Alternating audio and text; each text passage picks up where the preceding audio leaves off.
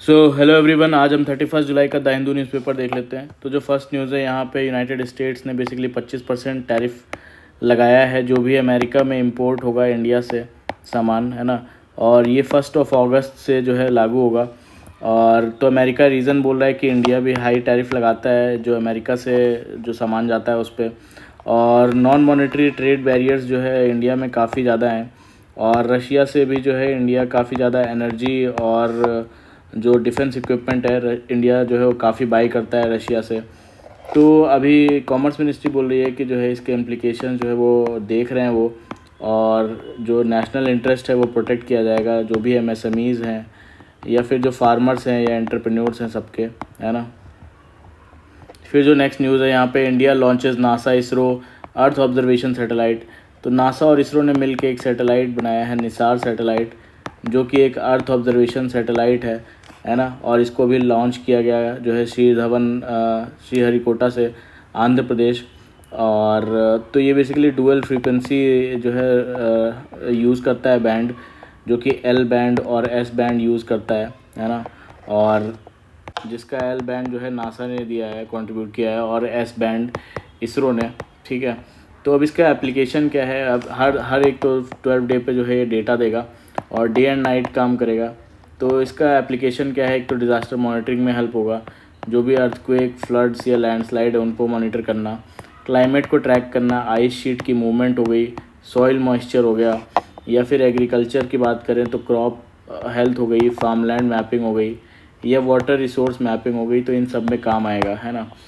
तो ये एक अच्छा कोलैबोरेशन है इंडिया और अमेरिका के बीच, स्पेस कोलैबोरेशन का लैंडमार्क है ना। फिर जो नेक्स्ट न्यूज़ है यहाँ पे, united nation reports inclusion of the TRF a boost to India's anti terror drive officials. तो यहाँ पे यूनाइटेड नेशंस ने बेसिकली द रेजिस्टेंस फ्रंट जो है, जो कि एक लश्कर तैयबा का एक फ्रंट है ना, द रेजिस्टेंस फ्रंट, जिसने की जिम्मेदारी ली थी 22 अप्रैल को जो पहलगाम टेरर अटैक हुआ जिसमें 26 लोग मारे गए उसकी। तो अब यहाँ यूनाइटेड नेशन सिक्योरिटी काउंसिल ने भी जो है 1267 कमेटी में जो है TRF का जिक्र किया था। और अभी यूनाइटेड नेशंस ने भी जो है अपनी जो ग्लोबल टेरर वॉच में जो है TRF को इंक्लूड किया है, और ये भी माना कि TRF और लश्कर तैयबा के बीच में डायरेक्ट लिंक्स हैं।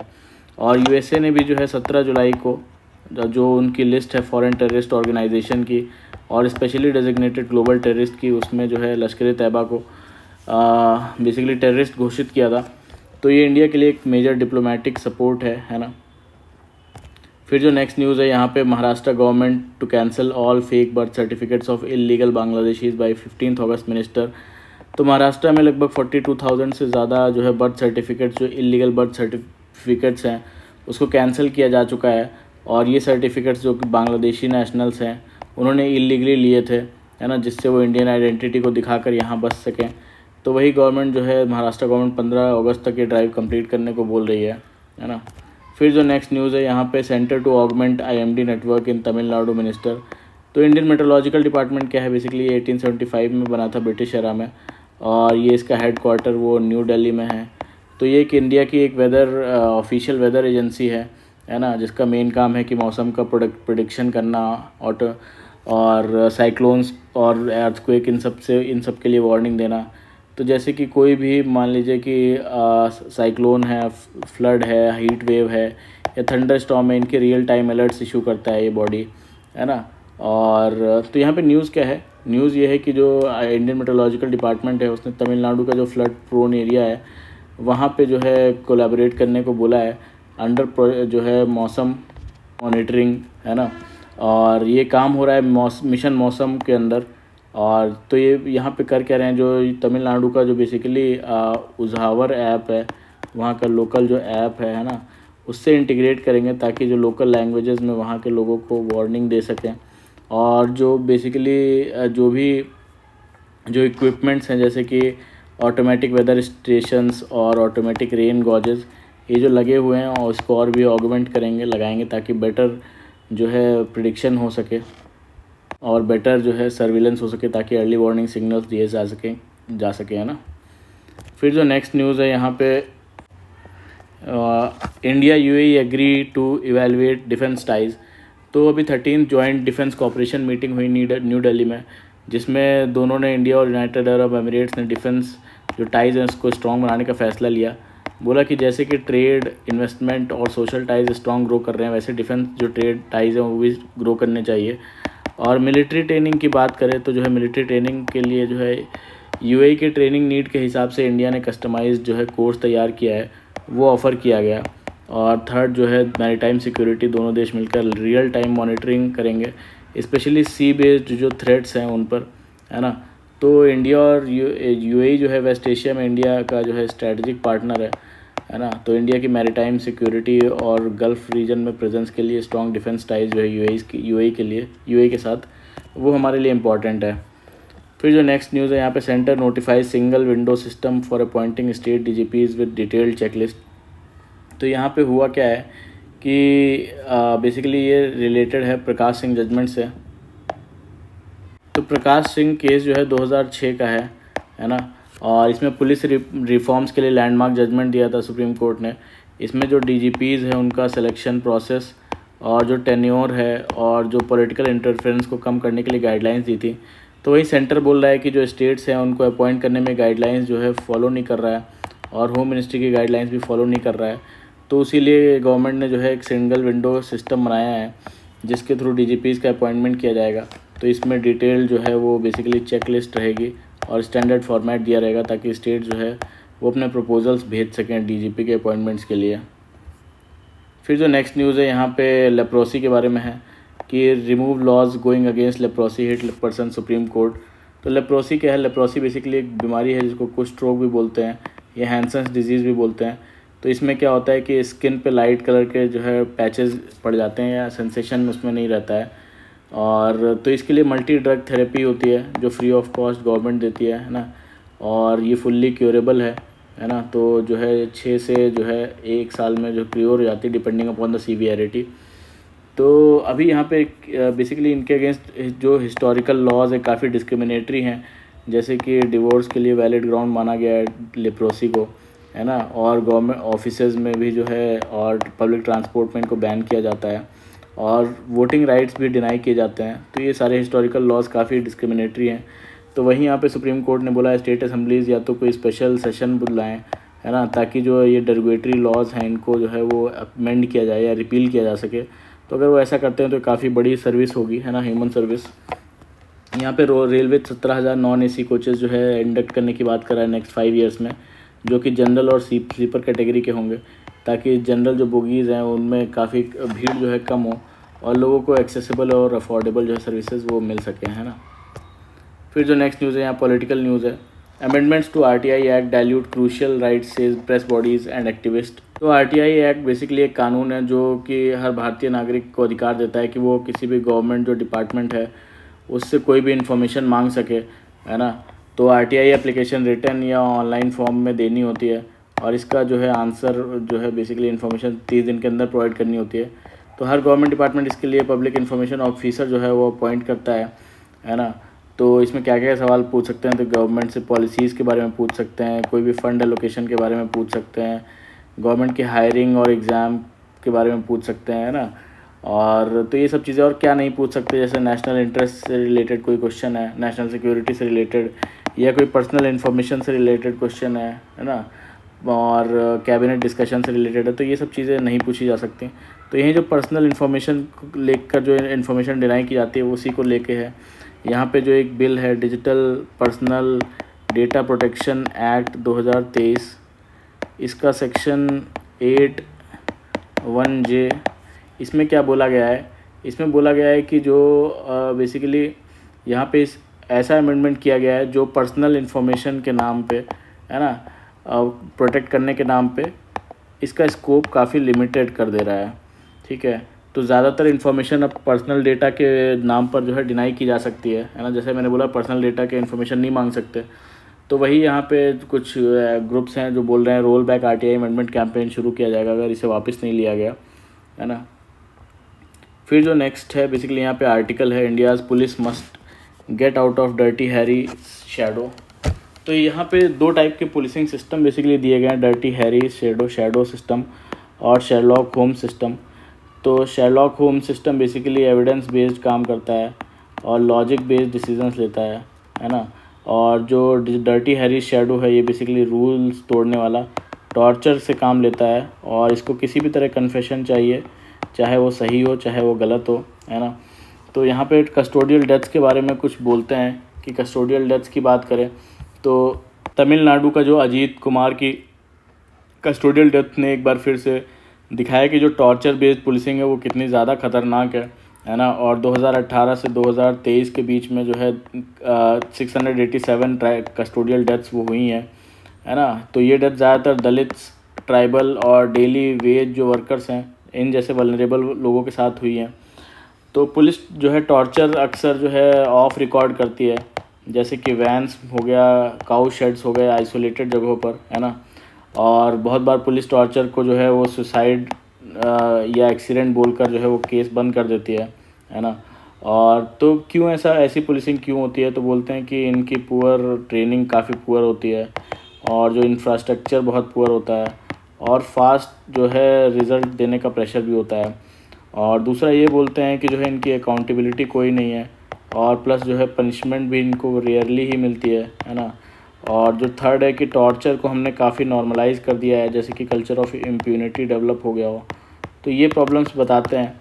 तो इसका जो बेसिकली साइंस भी क्या बोलता है कि अगर जो टॉर्चर है वो बेसिकली क्या करता है कि जो ब्रेन है उसकी जो सोचने और समझने की क्षमता है उसको कम करता है ना। तो विक्टिम्स पेन से बचने के लिए जो है ज़्यादातर कई बार झूठ भी बोल देते हैं। तो सोल्यूशन में यहाँ पे एक यूनाइटेड किंगडम का पेस मॉडल बताते हैं। यूनाइटेड किंगडम का पेस मॉडल, इसमें क्या करते हैं कि बेसिकली जो अक्यूज़ होता है उससे रेपो अच्छी बिल्ड करते हैं, ओपन एंडेड जो है वो क्वेश्चंस पूछते हैं, है ना, और इंटरव्यू को रिकॉर्ड करते हैं। तो अब ये कई सारे कंट्रीज़ अपना रहे हैं, जैसे नॉर्वे हो गया, कनाडा हो गया, न्यूजीलैंड हो गया, जिससे कन्फेशन एक्यूरेसी और पब्लिक ट्रस्ट दोनों बढ़ा। और FBI और CIA जैसे एजेंसीज़ ने भी इस रिसर्च से प्रूव किया कि जो नॉन कोएर्सिव मेथड्स हैं वो ज़्यादा इफेक्टिव हैं। तो इंडिया को भी बोलते हैं, इंडिया को तुरंत जो है United nation convention against torture को रेटिफाई करना चाहिए, है ना, और एंटी टॉर्चर जो लॉ है उसको पास करना चाहिए और पेस मॉडल जो है पुलिस ट्रेनिंग में लागू करनी चाहिए। तो ये बोलते हैं। फिर यहाँ पे जो नेक्स्ट है आर्टिकल वो है Indian women are catching up with men in world class. तो यहाँ पे इसमें बोला गया है कि जो दिव्या देशमुख जी हैं, है ना, उन्होंने basically women chess world cup वो जीत लिया है। और इन्होंने 19 साल की दिव्या ने जो है फाइनल में इंडिया की ही टॉप प्लेयर को नेहरू हम्पी को हरा दिया। और इस जीत से दिल दिख रहा है कि इंडिया का वुमेन जो चेस है वो स्ट्रांग हो रहा है। और लेकिन चाइना अभी भी टॉप पर है, जिसके 100 में से 14 प्लेयर्स जो है टॉप में हैं और इंडिया के वहीं 100 में सिर्फ 8 प्लेयर्स ही टॉप में हैं। तो अब इसमें बोलते क्या है कि दिव्या की जीत से और लड़कियों को चेस खेलने का मोटिवेशन मिलेगा, पेरेंट्स भी इंकरेज होंगे। लेकिन ज़रूरत क्या है कि लॉन्ग टर्म प्लानिंग की जाए इस चीज़ के लिए, ताकि लड़कियां और इंकरेज हों वुमेन चेस खेलने के लिए। और टैलेंट को पहचानने की ज़रूरत है छोटे शहरों से, और फिर उनको सपोर्ट देने की ज़रूरत है। सपोर्ट कैसा? कोचिंग सपोर्ट और मेंटरिंग सपोर्ट, जैसे कि उनको बेस्ट कोचेस दिया जाए, है ना, और ट्रेनिंग दी जाए। इंटरनेशनल टूर्स का प्रॉपर सिस्टम होना चाहिए और इंडिया में टूर्नामेंट्स जो है वो और जो है ऑर्गेनाइज़ कराने चाहिए। ऐसे इंटरनेशनल लेवल पे चेस टूर्नामेंट ऑर्गेनाइज़ कराए इंडिया में, जो लड़कियों को ग्रैंड मास्टर और इंटरनेशनल मास्टर्स का नाम भी दे सके, है ना। फिर जो यहाँ पे नेक्स्ट न्यूज़ है, यहाँ पे spectacle privacy and sharing in the digital age. तो यहाँ पे एक जो कोल्ड प्ले का कॉन्सर्ट हुआ था उसके बारे में है जो कंट्रोवर्सी हुई कि एक शाम बॉस्टन में कोल्ड प्ले का कॉन्सर्ट चल रहा था, तभी एक लाइट हार्टेड किस स्कैम मूवमेंट ने कैमरा गया और एक CEO और उसके HR डायरेक्टर पर, दोनों शादीशुदा थे, और उनका रिएक्शन रिकॉर्ड हो गया और कुछ ही घंटों में वीडियो वायरल हो गया। लोगों ने ऑनलाइन अफेयर्स के रूमर फैला दिए। रिज़ल्ट ये हुआ कि CEO ने रिज़ाइन कर दिया। लेकिन ये सिर्फ गॉसिप नहीं था, ये डिजिटल प्राइवेसी और मोरालिटी और मीडिया एथिक्स पर बड़ा सवाल उठाता है ना। और बिगर इश्यूज़ ये हैं कि जो है लेटरल सर्विलेंस का इशू है कि अब सरकार सिर्फ नहीं, हम खुद एक दूसरे पर नज़र रखते हैं। और इस आई स्पाई बुक में बोला गया है कि सोशल मीडिया जो है ये बेसिकली के दौर में हम लोग मिनी सर्विलेंस जो है मशीन बन गए हैं। और सेकंड है सर्विलेंस कैपिटलिज्म की प्लेटफॉर्म जैसे इंस्टाग्राम हो गया या ट्विटर हो गया, ये भी इन टाइप के जो है वो पोस्ट को काफ़ी बूस्ट करता है जो इमोशनल हो, है ना। और थर्ड है visibility is not equal to consent, यानी कि जो है किसी का एक नॉर्मल मोमेंट रिकॉर्ड करना और उसे वायरल कर देना बिना उसकी परमिशन के, तो ये एक प्राइवेसी का भी एक वॉयलेंस है ना। और चौथा जो बताते हैं डिजिटल विजिलेंटलिज्म, जब आम लोग किसी वीडियो को देखकर ऑनलाइन जस्टिस जो है वो देने लगते हैं, है ना, तो बेसिकली इससे बिना किसी प्रॉपर वेरिफिकेशन से तो इसकी किसी की ज़िंदगी भी बर्बाद हो सकती है। तो इंडिया में बोलते हैं कि क्या होना चाहिए, इंडिया में बेसिकली डिजिटल शेयरिंग एथिक्स होनी चाहिए, स्कूल लेवल पे पढ़ानी चाहिए, कम्युनिटी लेवल पे पढ़ानी चाहिए, है ना। और दूसरा बोलते हैं कि जो है प्लेटफॉर्म्स को और ज़्यादा अकाउंटेबल करना पड़ेगा, जैसे कि जो ये कंटेंट्स हैं उन पे वो फ्लैग कर सकें या स्लो ग्रोथ हो उनकी, है ना, और मार्क करके डिलीट भी कर सकें। और जर्नलिज़म का बेसिकली रोल बोलते हैं कि सिर्फ न्यूज़ को फैलाना नहीं, सिर्फ पहले वेरीफाई करना भी है बिफोर एम्पलीफाइंग, है ना। और जो चौथा है वो बोलते हैं कि यूज़र्स को भी जो है थोड़ी एम्पैथी रखनी चाहिए, है ना, कि किस टाइप का कंटेंट शेयर करना है, किस टाइप का नहीं करना है। फिर जो नेक्स्ट आर्टिकल है यहाँ पे boost the capacity of legal aid system, तो यहाँ फ्री लीगल एड की बात हो रही है। तो फ्री लीगल एड क्या होता है कि जब कोई सरकारी मदद दी जाती है, कानूनी सहायता दी जाती है ऐसे लोगों को जो कि मतलब वो खुद अफोर्ड नहीं कर सकते किसी वकील को, तो उसे फ्री लीगल एड बोलते हैं। तो ये ज़्यादातर कैसे लोगों को मिलती है, जैसे कि SC STs हो गए, वुमेंस हो गई, है ना, और या फिर पर्सन विद डिसेबिलिटीज़ हो गए, या फिर जो है इंडस्ट्रियल वर्कर्स हो गए, या फिर जो बेसिकली जो डिज़ास्टर के जो हिट हैं, विक्टिम्स हैं बेसिकली डिज़ास्टर के या ट्रैफिकिंग के, तो इन सब टाइप के लोगों को मिलती है।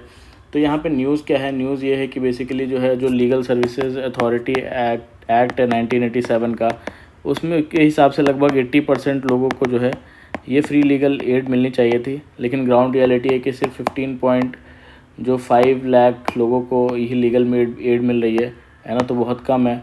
और विलेजेस में लीगल एड क्लिनिक जो है बनाने की बात हुई थी, जो कि अगर 163 विलेजेस में एक लीगल एड क्लिनिक है, जो कि बहुत कम है। और दूसरा है कि जो टोटल बजट आता है जस्टिस के लिए, है ना, उसका सिर्फ जो है लेस देन 1% ही यूज़ होता है फ्री लीगल एड के लिए। और जो अगर देखें कि जो बॉडी जो इम्प्लीमेंट करती है सब नालसा, उसका भी बजट कम कर दिया गया है। और जो इसका जो यूटिलाइजेशन है फ़ंड का वो भी गिरा है पिछले कुछ सालों में। और जो पैरा लीगल वॉलंटियर्स हैं जो लीगल अवेयरनेस फैलाते हैं, वो भी उनकी भी संख्या कम हो गई है ना। और न्यू इनिशिएटिव की बात करते हैं LADC स्कीम, जिसमें कि basically legal aid defence council scheme है। ये जितने भी एक्यूज पर्सनस हैं उनको डिफेंड करने के लिए लाई गई थी, है ना। और ये अब तक 610 डिस्ट्रिक्ट्स में एक्टिव है ये। तो मेजर इश्यूज़ इस सब में बताते हैं क्या है। मेजर इश्यूज़ ये है कि बजट बहुत ही कम है ना, जैसे कि देखा कि टोटल बजट का एक लेस देन 1% ही फ्री लीगल एड के लिए यूज़ होता है। दूसरा है कि स्टाफ और जो वॉलंटियर्स हैं वो बहुत कम है। तीसरा है अकाउंटेबिलिटी और ट्रस्ट की भी काफ़ी कमी है। और चौथा है जो मिनिमम वेजेस जो हैं वो भी काफ़ी कम हैं जो लीगल एड देते हैं, है ना, उनकी।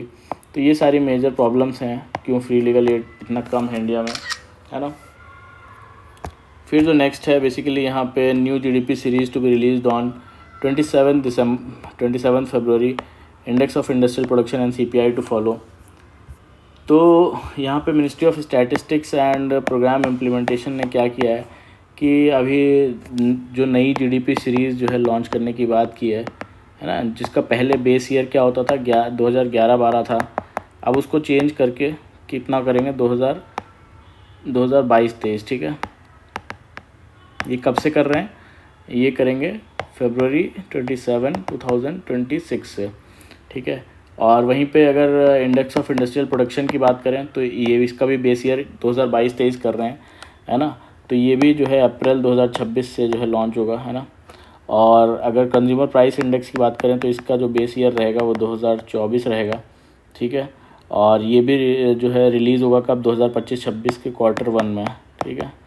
और ट्रैवल एंड टूरिज़म की बात करें तो ट्रैवल एंड टूरिज़म में क्या हुआ है, ट्रैवल एंड टूरिज़म में एक NHTS यानी नेशनल हाउस होल्ड ट्रैवल सर्वे लॉन्च किया गया है। यानी लोग कहाँ से कहाँ जाते हैं, किस मोड से जाते हैं और क्यों जाते हैं, ये सारा रिकॉर्ड होगा इसमें। फिर दूसरा है डोमेस्टिक टूरिज़म एक्सपेंडिचर सर्वे, इसमें ट्रैवल एक्सपेंडिचर के बारे में कि ट्रैवल पे कितना खर्चा करते हैं, है ना, लोग, और पर्पज़ क्या है, किस होटल में जाते हैं, ब्रेक डाउन क्या है उसका पूरा, तो ये सब चीज़ें इसमें रहेंगी। फिर उसके बाद में एक नया सर्वे लॉन्च करने की बात की, जिसको बोल रहे हैं annual survey of service sector enterprise. ठीक है, सर्विस सेक्टर के लिए जैसे कि फैक्ट्रीज़ में सर्वे होता है, वैसे ही फॉर्मल जितने भी सर्विस सेक्टर हैं उसमें भी सर्वे हो, है ना। तो जितना ज़्यादा डेटा रहेगा उतना ही इकोनॉमिक डिसीजंस लेने के लिए अच्छा रहेगा, है ना। फिर जो नेक्स्ट न्यूज़ है यहाँ पे, SIDBI survey shows improving MSME capacity utilisation. तो सिडबी क्या है? SIDBI basically small industries development bank है, इसका हेडक्वार्टर लखनऊ में है। तो ये क्या करती है बेसिकली, ये जो है लोन देती है बैंक्स को, एक सेकंड, और एनबीएफसीज़ को, ताकि ये आगे रीफाइनेंस कर सकें एमएसएमईज़ को लोन, है ना। तो ये रीफाइनेंसिंग एजेंसी है सिडबी, और तो इसका रोल यही है कि जो है एमएसएमईज़ को लोन और फंडिंग देना, जिससे वो अपना बिज़नेस बड़ा कर सकें, और नए बिज़नेस आइडियाज़, स्टार्टअप्स और ग्रीन टेक्नोलॉजी वाले एमएसएमईज़ को भी सपोर्ट मिलता है। तो ये ट्रेनिंग और मेंटरशिप सपोर्ट भी देते हैं। तो अभी न्यूज़ क्या है कि न्यूज़ ये है कि जो इन्होंने third MSME outlook survey report जारी की, जिसमें बोला गया कि जो मैन्युफैक्चरिंग और जो सर्विस सेक्टर है ना, इसको इन्होंने कहा कि उनका काम अब ज़्यादा फुल कैपेसिटी से हो रहा है, पिछले क्वार्टर से बेटर है, और उनकी कैपेसिटी यूटिलाइजेशन अब और नॉर्मल जो है चल रही है। और 29% एमएसएमईज़ का मानना है कि आने वाले 1 साल में उनकी ग्रोथ होगी, है ना। फिर जो नेक्स्ट न्यूज़ है यहाँ पे, focus on practical steps for Israel Palestine two state solution says India at UN. तो यहाँ पे हुआ क्या है कि बेसिकली यूनाइटेड नेशन कॉन्फ्रेंस हुई, जिसमें गाज़ा वॉर और पैलेस्टीन के स्टेटहुड को लेकर चर्चा हुई, है ना। तो कि इंडिया का स्टैंड क्या रहा कि जो है इंडिया ने इजराइल से जो है गाज़ा में युद्ध रोकने के लिए की मांग की, और कि वॉर को ख़त्म होना चाहिए। दूसरा कि जितने भी हमास के पास जो हॉस्टेजेस हैं, है ना, वो सारे रिलीज़ करें, है ना। और तीसरा ये कि इंडिया ने याद दिलाया कि 1998 में इंडिया पहला कंट्री था जिसने रिकॉग्नाइज़ किया था पैलेस्टीन स्टेट को, है ना। तो अब बोलते हैं कि इंडिया कॉन्फ्रेंस में लेकिन फुल्ली इन्वॉल्व नहीं रहा, है ना। क्यों? इसका रीज़न क्या है? मिनिस्टर लेवल रिप्रेजेंटेटिव नहीं भेजा इंडिया ने, जबकि फ्रांस और सऊदी अरेबिया ने इनवाइट किया था। तो ये बैलेंस दिखाने की कोशिश है कि इज़राइल और जो यूएस है उसके साथ भी रिलेशन इंडिया को मेंटेन करने हैं, है ना। और इज़राइल या हमास का जो है नाम वो डायरेक्टली इंडिया ने नहीं लिया, ठीक है। और सीज़ फायर पर जो भी सीज़ फायर पर रेजोल्यूशन होता है तो इंडिया एब्सटेन करता है, ना कि हाँ बोलता है, ना कि ना बोलता है, ना ही ना बोलता है ना। तो बाकी देशों का क्या है कि फ्रांस जो है वो बेसिकली सितंबर में रिकॉग्नाइज़ करने वाला है पैलेस्टीन को। और यूनाइटेड किंगडम की बात करें तो वो उन्होंने बोला है कि अगर इज़राइल जो है वो वॉर जो है नहीं रोकेगा गाज़ा में, तो यूनाइटेड नेशन में पैलेस्टीन को सपोर्ट करेगा। तो अभी स्टेटस क्या है, टोटल 193 कंट्रीज़ में 147 कंट्रीज़ ने पैलेस्टीन को जो रिकॉग्नाइज़ कर लिया है ना। तो ये था पूरा आज का हमारा द हिंदू का न्यूज़ डिस्कशन। आज मैंने कई बार वीडियो रिकॉर्ड की, बट रिकॉर्ड ही नहीं हो पा रही थी, रिकॉर्ड किसी बार नहीं हो पा रही, किसी बार आवाज़ नहीं आ रही, तो उसके लिए सॉरी। और तो अच्छा लगा हो तो प्लीज़ लाइक करिए, कमेंट करिए और सब्सक्राइब करिएगा। Thank you very much for the discussion.